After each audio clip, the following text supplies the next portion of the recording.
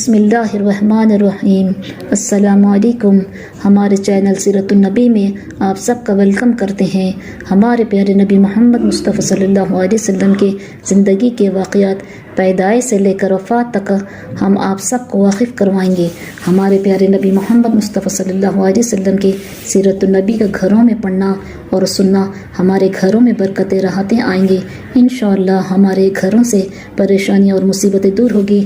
آپ سب سے گزارش ہے کہ ہمارے چینل سیرت النبی کو سپورٹ کیجیے اور زیادہ سے زیادہ اس ویڈیو کو امت مسلمہ تک پہنچائیے۔ بسم اللہ الرحمن الرحیم۔ السلام علیکم۔ چلیے ہم اب سب کے سامنے غزوہ احد کا واقعہ بیان کرتے ہیں۔ اسی وقت مسلمانوں نے ایک بھرپور حملہ کیا اور مشرکوں کو مارتے ہوئے آگے بڑھنے لگے۔ اب مشرکوں کو مقابلے کی ہمت نہ تھی، انہیں پوری طرح شکست ہوئی اور وہ بھاگ کھڑے ہوئے۔ مسلمانوں نے ان کو بھگا کر مال غنیمت جمع کرنا شروع کر دیا۔ پیچھے کی پاڑی پر رسول اللہ صلی اللہ علیہ وسلم نے 50 مسلمانوں کا ایک تیر انداز دستہ بٹھایا تھا۔ اس دستے کے امیر حضرت عبداللہ ابن جبیر تھے۔ رسول اللہ صلی اللہ علیہ وسلم نے اس دستے کو تاکید کی تھی کہ چاہے کچھ بھی ہو جائے وہ اپنی جگہ سے نہ ہٹے، مگر اب انہوں نے دیکھا کہ مسلمانوں کو فتح حاصل ہو گئی ہے اور وہ مشرکوں کے کیمپ میں سے مال غنیمت جمع کر رہے ہیں۔ یہ دیکھ کر وہ لوگ کہنے لگے، خدا نے مشرکوں کو شکست دے دی ہے، پھر اب ہم یہاں کھڑے رہ کر کیا کریں؟ یہ کہتے ہی وہ لوگ بھی ادھر بڑھے اپنے مسلمان بھائیوں کے ساتھ مل کر مال غنیمت جمع کریں۔ حضرت عبداللہ رضی اللہ تعالیٰ نے انہیں بہت روکا مگر وہ نہیں مانے اور چلے گئے۔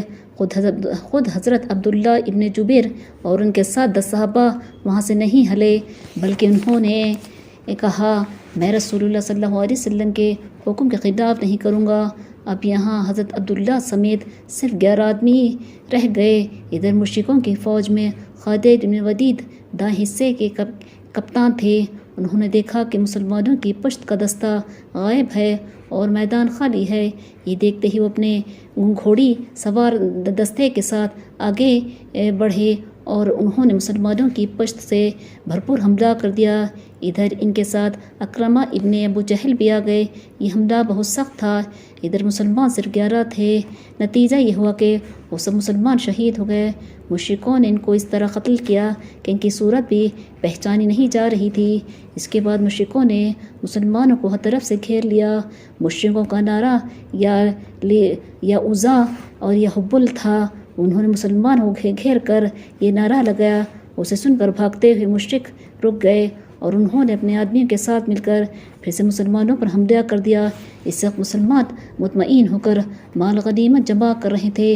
مشرکوں کے اس اچانک حملے سے وہ گھبرا گئے اور انہیں بھگڑ پڑ گئی۔ اسی میں مسلمانوں نے فوراً تلواریں سونتے اور مقابلہ شروع کیا، مگر مشرکوں کا یہ حملہ بہت شدید تھا۔ نتیجہ یہ ہوا کہ مسلمانوں کو مقابلہ کرنے پر بھی سخت نقصان اٹھانا پڑا۔ ادھر مسلمان اتنے گھبرا گئے تھے کہ انہیں اپنے پرائے کی بھی پہچان نہیں رہی اور بہت سے مسلمانوں کی تلواریں اس گھبراہٹ میں اپنے بھائیوں پر اٹھنے لگی۔ اب جنگ کا نقشہ بالکل بدل چکا تھا۔ اس حملے سے مسلمانوں میں ایسی ابتری پھیلی کہ ایک کو دوسرے کی خبر نہ رہی۔ خود رسول خدا صلی اللہ علیہ وسلم کے پاس صرف 14 صحابہ رہ گئے جو اپنی جان کی بازی لگا کر آپ کو دشمنوں سے بچا رہے تھے۔ ان میں 7 مہاجر تھے اور 7 انصاری۔ اب دشمنوں کی وجہ سے رسول خدا صلی اللہ علیہ وسلم کی طرف تھی، ہر طرف سے آپ پر پتھر اور تیر برسائے جا رہے تھے، مگر رسول خدا صلی اللہ علیہ وسلم بے مثال ثابت قدمی کے ساتھ اپنی جگہ قائم رہے۔ یہ 14 جانثار صحابہ دشمن کے ہر وار سے رسول اللہ صلی اللہ علیہ وسلم کو بچاتے تھے اور خود زخمی ہو رہے تھے، یہاں تک کہ انصاری صحابہ سب کے سب آپ پر نثار ہو کر شہید ہو گئے۔ آپ کا بچاؤ کرنے والوں میں حضرت زیاد جب شہید ہوئے تو رسول اللہ صلی اللہ علیہ وسلم نے فرمایا کہ ان کو میرے قریب لاؤ۔ صحابہ نے انہیں آپ کے قریب کر دیا۔ انہیں یہ فخر حاصل ہوا کہ انہوں نے اپنا رخسار رسول پاک صلی اللہ علیہ وسلم کے پیر پر رکھ دیا اور اس طرح جان دے دی۔ رسول اللہ صلی اللہ علیہ وسلم پر ہر طرف سے حملہ ہو رہا تھا۔ ایک دفعہ ایک مشرک ادبا نے آپ پر پتھر کھینچ مارا جس سے آپ کا ایک دانت شہید ہو گیا۔ پھر ایک دوسرے شخص نے پوری شدت سے آپ پر حملہ کیا آپ اس حملے میں بھی سخت زخمی ہوئے۔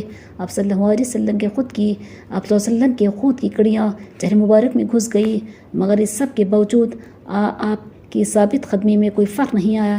ادھر آپ کے جانثار صحابہ نے آپ کو چاروں طرف سے گھیر رکھا تھا۔ اس حملے سے آپ ایک گڑھے میں گر گئے۔ حضرت علی رضی اللہ تعالیٰ عنہ اور حضرت طلحہ رضی اللہ تعالیٰ عنہ نے فوراً آپ کو سہارا دے کر باہر نکالا۔ حضرت سعد بن ابی وقاص رضی اللہ تعالیٰ عنہ آپ کو بچانے کے لیے بڑھ کر دشمنوں پر حملہ کرتے تھے تاکہ وہ آپ کے قریب نہ آ سکے۔ رسول پاک صلی اللہ علیہ وسلم نے حضرت سعد رضی اللہ تعالیٰ عنہ کو خود اپنے تیر دے دیے اور ان سے فرمایا، تیر چلاؤ، تم پر میرے ماں باپ قربان ہو۔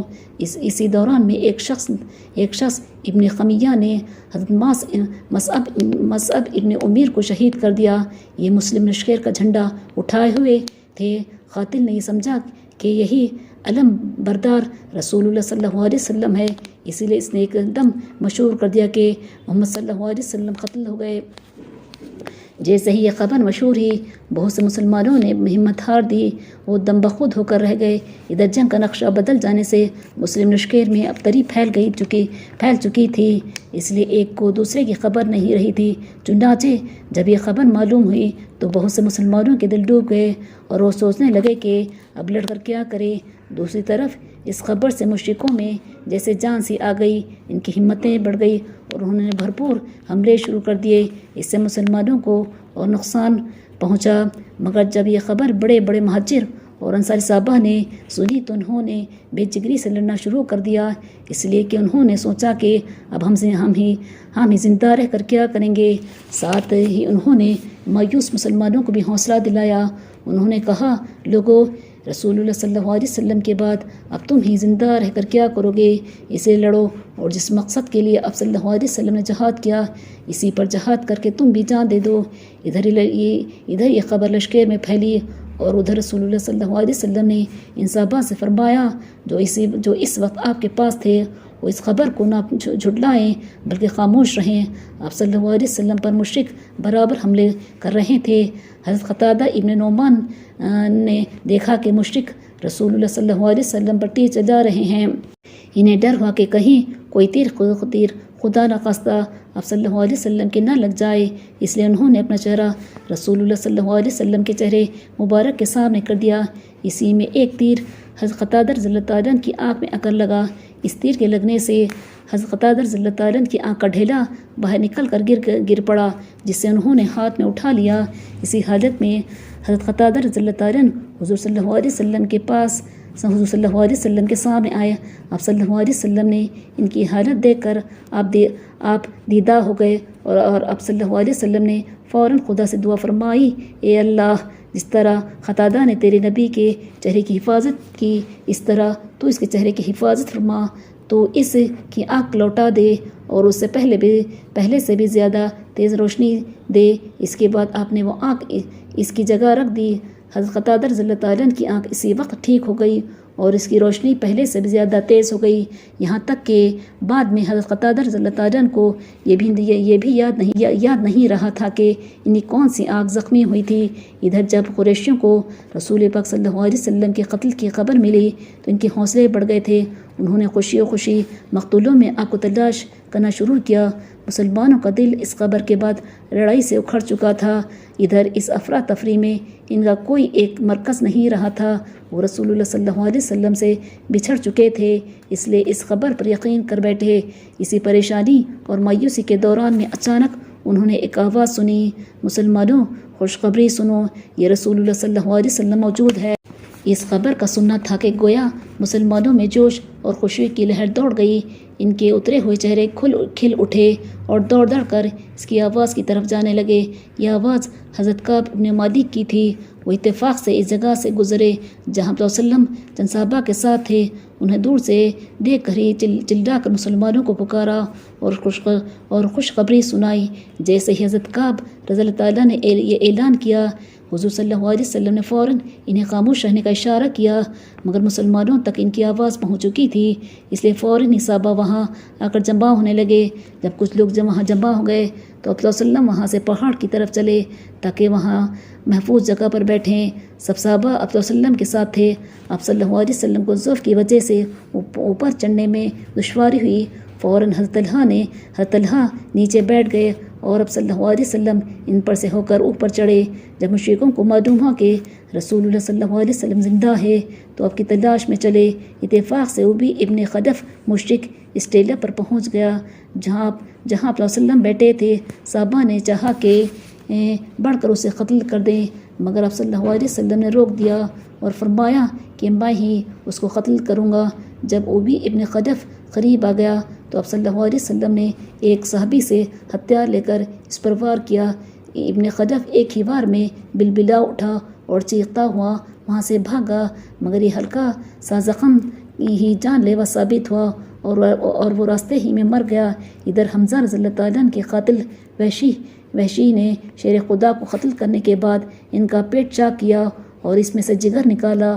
फिर वहशी उसे लेकर हिंदा के पास गया और इससे कहा, मैंने तेरे बाप के कातिल को कत्ल कर दिया है, अब मुझे क्या मिलेगा? हिंदा ने जवाब दिया, मेरा जेवर तेरा इनाम है। वहशी ने हिंदा को हमज़ा रज़ियल्लाहु तआला अन्हु का जिगर दिया। हिंदा ने इस खुशी में इसको इसी वक्त अपने कपड़े और जेवर दे दिए और वादा किया कि मक्के पहुंचकर मैं तुझे 10 दिनार इनाम में दूंगी। इसके बाद वहशी इसको हमज़ा रज़ियल्लाहु तआला अन्हु की लाश के पास लाए।